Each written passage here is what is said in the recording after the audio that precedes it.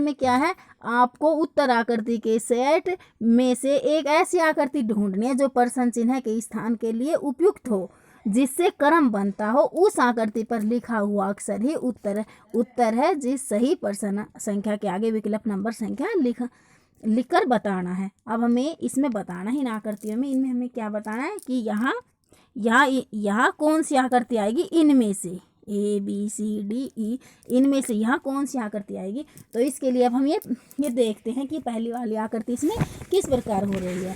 तो देखो इसमें पहली वाली आकृति में इसमें क्या है, इसमें एक डिजाइन है और इसके बाद वाले में इसमें ये 3 डिजाइन हो गए। इसी प्रकार वाले ये 3 डिजाइन है। तो इसमें क्या है, ये जो दूसरी आकृति में 2 डिजाइन बढ़ गए, 2 डिजाइन यहाँ बढ़ गए, इसलिए 3 हो गए। तो अब हम इस तीसरी वाली आकृति में भी 2 डिजाइन और बढ़ा लेते हैं, यानी कि 3 और 2 ये 5, यानी कि यहाँ 5 डिजाइन वाली आकृति आ जाएगी इनमें से। तो इनमें से 5 डिजाइन वाली आकृति कौन सी है, इनमें से 5 डिजाइन वाली आकृति देखो ये बी वाली है, इसमें 5 डिजाइन है, 1 2 3 4 5, ये 5 वाली आ गई, यानी कि यहाँ बी आ जाएगा।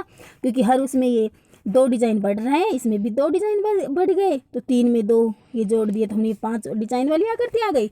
और यहाँ ये 7 डिजाइन वाली आकृति है, पहले 1 फिर ये 3 5 7, ये 7 डिजाइन वाली आकृति है, यानी कि बी आंसर इसमें आ जाएगा। अब हम अगला देखते हैं, अगले में क्या है, अगले में देखो अगले में क्या है, अगले में है, अब इसमें देखो इसमें क्या है, इसमें जो अंदर वाला डिजाइन है, ये अंदर वाला डिजाइन है, ये बाहर आकर बड़ा हो गया, और जो इसमें अंदर वाला डिजाइन है बदल गया, इसी प्रकार इससे जो अगली आकृति में वह अंदर वाला डिजाइन बाहर आ जाएगा और वह बड़ा हो जाएगा, बाहर आकर बड़ा हो जाएगा। तो इनमें से ऐसी कौन सी आकृति है जो ये अंदर वाला डिजाइन बाहर आकर बड़ा हो गया। तो इनमें देखो, इनमें ये बी वाली है, ये अंदर वाला डिजाइन इसमें बी आकृति में है, ये अंदर वाला डिजाइन बाहर आकर बड़ा हो गया, और तथा जो अंदर एक नया डिजाइन बन गया, इसमें ये अंदर वाला ही नया डिजाइन, यानी कि ये बी आंसर इसमें सही हो जाएगा।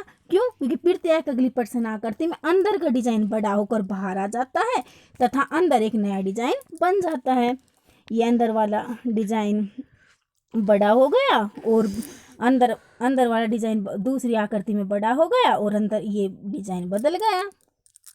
देखते हैं तो अगले में क्या है, अगले में देखो इसमें क्या है, इसमें पिन का निशान है वह ऊपर की तरफ है, और इसके बाद पिन का निशान वह नीचे की तरफ है, फिर ऊपर की तरफ तीर का निशान है, फिर पिन का निशान नीचे की तरफ है। यानी कि इसमें जो पिन के निशान है वह एक तरफ आ रहे हैं और जो तीर के निशान है वह एक तरफ आ रहे हैं। यानी कि इसके बाद अब इसमें ये जो ये पिन का निशान होगा वह ऊपर की तरफ आएगा, पिन का निशान वह ऊपर की तरफ आएगा, और पिन का निशान इनमें ऊपर की तरफ इसमें सी आकृति में भी है और ई में भी है। पिन का निशान ऊपर की तरफ है सभी और तीर के निशान नीचे की तरफ है। लेकिन इसमें देखो लास्ट में यहाँ पर भी इसमें लास्ट में पिन वाला निशान है और इस वाली आकृति में भी लास्ट में पिन वाला निशान है, यानी कि लास्ट में पिन वाला निशान ही आएगा और पिन वाला निशान इस तीर में ही है, यानी कि इसमें सी आंसर सही हो जाएगा। पहले ये तीनों ये पिन के निशान, फिर नीचे तीर के निशान, यानी कि सी आंसर इसमें सही हो जाएगा। अब हम अगला देख लेते हैं इसी प्रकार। अगले में क्या है, अगले में देखो, अगले में ये जो अर्धवृत्त है ऊपर की तरफ ये अर्धवृत्त है तो ये बढ़ जाता है, अर्धवृत्त का डिजाइन देखो इसमें बढ़ गया और यह 90 डिग्री घूमकर, ये अर्धवृत्त है वह 90 डिग्री देखो घूम गया, तो यह और इसमें 2 डिजाइन आ गए अर्धवृत्त के।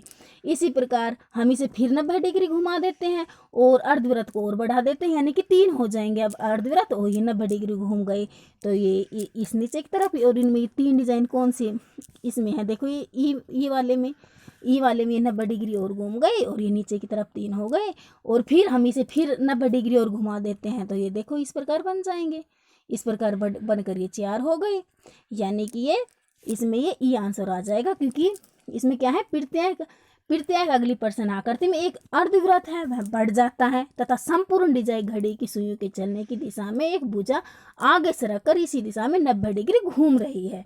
इस प्रकार इसमें यह ई आंसर सही हो जाएगा। अब हम इससे अगला देख लेते हैं। तो इससे अगले में क्या है, इससे अगले में ये एस वाला निशान है, ये एस वाला, इसमें क्या है, ये एस वाला हमने थोड़ा सा घुमा दिया, 45 डिग्री घुमा दिया और फिर उसे उलट दिया तो ये वाली आकृति बन गई। और इसी प्रकार इस वाली आकृति को हम 90 नहीं, इसमें 45 डिग्री, क्योंकि इसमें थोड़ा ही घुमाना है, इसमें हमने ये 45 डिग्री घुमाया, तो 45 डिग्री से घुमाया और फिर उस आकृति को हमने उलट दिया। 45 डिग्री घुमाकर उसे हम जब उलटते हैं, तो यह आकृति, ये सी वाली आकृति आ जाएगी इसमें, ये सी वाली, क्योंकि यहाँ फिर हमने 45 डिग्री घुमाया और ये उलट दी, तो ये सी वाली आकृति इसमें आ गई, यानी कि ये सी आकृति इसमें आ जाएगी। और इसके बाद फिर यहाँ फिर 45 डिग्री घुमाया और फिर उलट दी, तो ये वाली आकृति आ गई, यानी कि इस आकृति में क्या है, इसमें है प्रत्येक अगली पटसन आकृति में डिजाइन घड़ी की सुइयों के चलने की दिशा में 45 डिग्री घूमकर पलट जाते हैं, 45 डिग्री घुमाकर पलट जाते हैं, तो ये हमें अगली आकृति प्राप्त हो जाती है।